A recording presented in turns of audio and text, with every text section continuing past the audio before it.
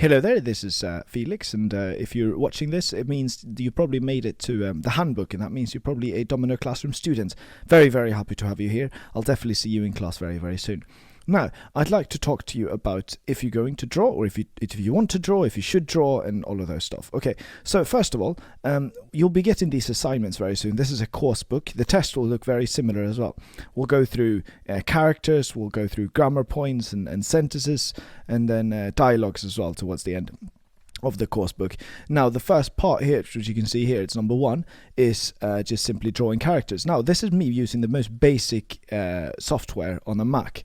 It's the preview one. Then I click here. First of all, I can, if you want to, I want to talk to you just about writing in general. If you want to, you can always go for this one. And that's fine. It's be like, and then you need to know how to write in Chinese. If you haven't already figured that one out, it's in the first lesson, so don't worry about that. Now you just type this character and then you put it wherever you want to put it. Wonderful. Now, I'm not particularly good at writing by hand. I've never really focused too much on that, and I don't necessarily think you need to do it either. But it's really good for you to, because we need to focus on these characters, and in order to understand these characters better, we need to be able to break them down. And it's really good. It forces you, if you now draw by hand, to really see the character, each part, every single part of every single character. So it really helps you. So I definitely recommend maybe this part, number 1, maybe that you actually write the character, because that's good practice. Typical schools would tell students to write a character about 500 times, and then it counts as have learnt it, as if you've learnt it. Now, this is the approach that we take instead, and I much prefer it, and our students prefer it, and the results are even better. So, that's what I would suggest you to do. Maybe just this one exercise. Here you can draw by hand, so you don't write these things.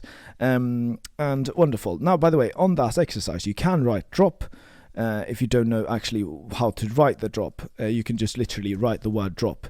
If it's a drop, I'm actually helping you cheat now, but that is actually a drop on the top there, and then it's this guy here. So you can actually just do like that. However, my favorite student would do like this. They would then draw a little drop, okay, and then they would write the word drop. And then the next part, they would draw this little guy here. Let's actually do that together then. You see what's happening here now? It's a bit annoying here. Like that. And then, yeah, it's really annoying. And then like that. Okay, that was difficult. It was actually very difficult. Okay, and then we would call this sun. And then you'd be done, and you can move on to the next one. However, it's not super important. For the exams, you need to be able to do this. For now, you can just go with either one. Anyways, so number 1, I want you to, with this exercise, I would prefer it if you could write it by hand. As you move on further down, here you have to start writing characters, or actual words, I mean. And here you'll have sentences that you need to write.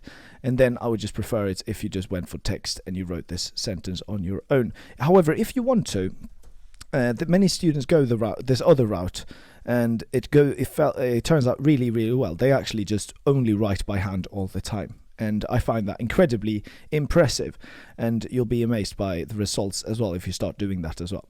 Okay, so that's it with this now. Now maybe you're wondering why, well, I don't have a Mac first of all, and I don't want to. I want to write, but maybe I don't want to write like using your program here. So what you do then is you come to small PDF. Okay, now on this you scroll down a little bit to draw on PDF, and then you just put in your little. Now it's a teacher document, just ignore that. You drag in your little thing here, and then let's go down again to, I think it's somewhere here, no? Wonderful, here. Okay, now let's do that again then. What you can actually do here is, first of all, you have the type functionality still. You can be like, well, this is sort of a mouth, like this, ko, wonderful. And then you can maybe even write mouth. Then what you can do is, you mark that now, and then you can Control C and Control V, and then you go for the next one. You just double click, and then you can mark it, and you go inside and type what you want to type. Lesson 2, it says right here. Wonderful. So there are different. Sorry, that's my sister. So there are different ways to do this. You can either just click the T every time, but I definitely think it saves time to just take this one and Control C, Control V, and then you can write the sun again. Sun. And then okay, I think you understand that part. Now this is the easiest and the freest software there is to do this. Now what you want to do then is, say that you've already gone and bought your Wacom tablet, which I currently have at the moment. Then I would just go for here. Now I'm on my Wacom instead. You can change these ones. I would suggest you go for the thinnest one, maybe the second thinnest one. You can maybe change. I would recommend not doing it in red because I'll correct you in red. And then you just draw a line there. And then you draw 2 lines there. Wonderful. And then here, you can draw like this.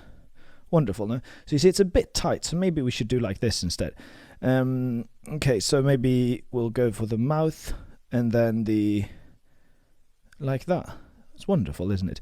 Again, I'm not very good at writing, and also my Wacom tablet isn't fantastic. But there you go. This is how I want you to do it, like so.